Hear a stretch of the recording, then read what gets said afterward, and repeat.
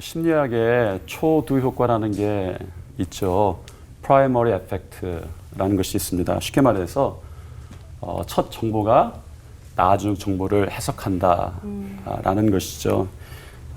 첫인상 이렇게 생각하시면 될 것 같습니다. 예를 들면 이런 것이죠. 똑같은 6개의 표현이 있습니다. 그런데 각각 다른 순서로 사람을 표현할 때 받는 정보가 결론이 좀 달라져요. A라는 사람을 설명을 합니다. 똑똑하고 근면하고 충동적이고 비판적이고 고집이 세며 질투심이 강하다. 그리고 B라는 사람을 설명합니다. 질투심이 강하고 고집이 세며 비판적이고 충동적이고 근면하며 똑똑함. 사실 이 두 문장은 순서만 다른 같은 표현들입니다. 그런데 결과가 다르죠.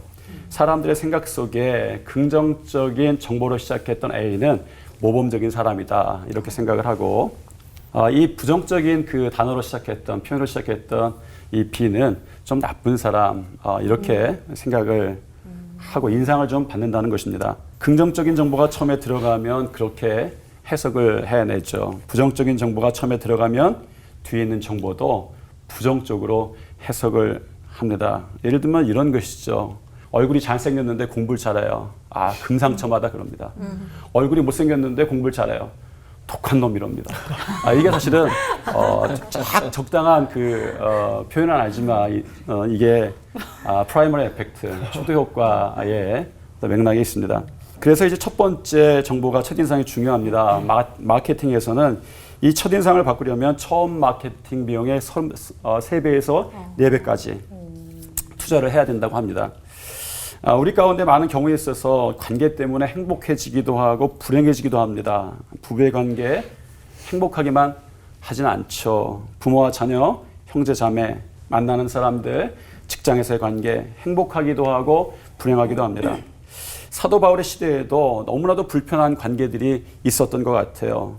사도 바울이 골로새서에서 아내들아, 남편들아, 그리고 자녀들아, 종들아, 상전들아 이런 이야기들을 하죠. 성경에 그 이야기를 남길 만큼 그 시대에도 그런 관계의 어려움들, 역할의 어려움들이 있었던 것 같습니다. 실패하기도 하고 행복한 관계를 만들기도 합니다. 중요한 것은 관계를 위해서 우리가 어떠한 일을 지금 노력들을 하고 있는가라는 것이죠. 사도 바울은 이런 관계의 문제에 대해서 이렇게 이야기합니다. 무슨 일을 하든지 마음을 다하여 주께 하듯 하고 사람에게 하듯 하지 말라. 사도 바울이 참 지혜롭죠. 우리가 배울 지혜입니다. 배울 것은 관계는 해석의 문제다 라는 것이죠. 그것을 기억해야 합니다. 첫 정보가 나중 정보를 해석한다. 인간의 본성입니다. 사도 바울은 심리학을 공부하지는 않았지만 이것을 잘 알았습니다. 누구를 대하든지 첫 정보로 그리스도를 넣어라 이런 말로 저에게는 들렸습니다. 해석이 달라지죠. 저는 이것을 단순하게 한번 적용시켜보자 이런 생각합니다. 좀 어렵게 믿지 말고 그렇게 단순하게 좀 해보자. 저는 원래 운전할 때 굉장히 예민합니다. 다른 차가 난폭 운전하고 끼어들면 화가 굉장히 나요. 그래도 목사니까 양보해 줍니다. 그런데 화가 나는 것은 미안하거나 고맙다고 인사를 안 합니다. 더 화가 나는 것은 그 사람은 분명히 아무렇지도 않을 텐데 저만 화가 있는 게 너무 제가 너무 화가 나는 거예요. 그런데 죽게 하듯 하라. 주님이 끼어드신다. 얼마든지 양보할 수 있습니다. 주님이 끼어드시는 것만 해도 영광이에요. 감사한 거예요. 아들이 늦잠을 잡니다. 아주 속이 터지죠. 죽게 하듯 하라. 주님이 늦잠을 주무십니다. 얼마나 피곤하시면 발 뒤꿈치 들고 살금살금 가게 될 것입니다. 아내가 밥을 해주죠. 반찬 투정 많이 하죠. 주님이 밥을 해주신다. 반찬 안 하고 밥만 먹어도 좋습니다. 세상에서도 직장에서도 마찬가지입니다. 그대로는 안 입고 없고 억울한 일 왜 없습니까? 많습니다. 그래서 스트레스 받고 힘듭니다. 결국은 내가 상하죠. 세상은 절대 상하지 않습니다. 나만 상합니다. 그런데 죽게 하듯 하라. 주님이 하시면 전혀 안 입겁지 않습니다. 억울하지 않습니다. 주님께 하는 건 전혀 아깝지도 않습니다. 시간도 그렇고 노력도 그렇고 우리는 그런 준비가 이미 되어 있습니다. 행복해지죠. 죽게 하듯 하라. 주님이 우리를 살리시는 방법이십니다. 관계는 나를 불행하게도 만들고 행복하게도 만듭니다. 관계를 행복하게 만드는 열쇠가 있죠. 해석의 첫 번째 정보를 그리스도께 하듯 하라 라고 하면 인생이 달라지는 축복이 우리들에게 있을 줄 믿습니다. 기도하겠습니다. 주님, 관계 홍수 가운데 우리를 지켜 주시옵소서. 죽게 하듯 하라는 말씀 가운데 생기와 행복이 있음을 믿습니다. 주님을 바라보고 나갈 때 모든 상한 관계가 회복되게 하여 주시옵소서. 예수님 이름으로 기도드립니다. 아멘. 성경에는 남편들아, 뭐 아내들아, 종들아, 아이들아 있는데 제가 이 부분 굉장히 속상했어요. 상전에 대한 언급은 9절 한 줄밖에 없다는 거죠. 상전들아, 너희도 그들에게 이와 같이 하라. 뭐야? 왜 이거 한 줄입니까? 아니, 윗물이 맑아야 아랫물이 맑은 법이고, 요새는 특히 상전들이 요 아래 사람들한테 막해서는 이게 될 게 아니거든요. 그래서 이 전창희 목사님께 질문 드려볼게요. 왜 상전들의 지침서는 요거 한 줄일까요?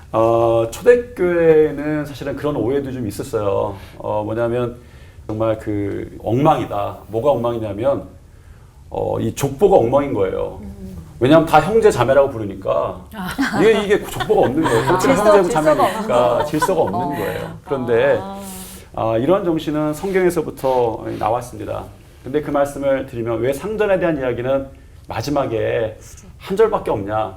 저는 이렇게 말씀드리고 싶어요. 결론은 뒤에도 있다. 결론은 뒤에도 있다. 라는 거예요. 그러니까 예를 들면 논리를 구성할 때 앞에 결론을 하고 말하는 것이 있고 뒤에 결론을 해가는 게 있어요. 그런데 저는 이걸 읽으면서, 이 성경을 읽으면서 굉장히 그 당시 상전들은 충격이었을 것 같아요.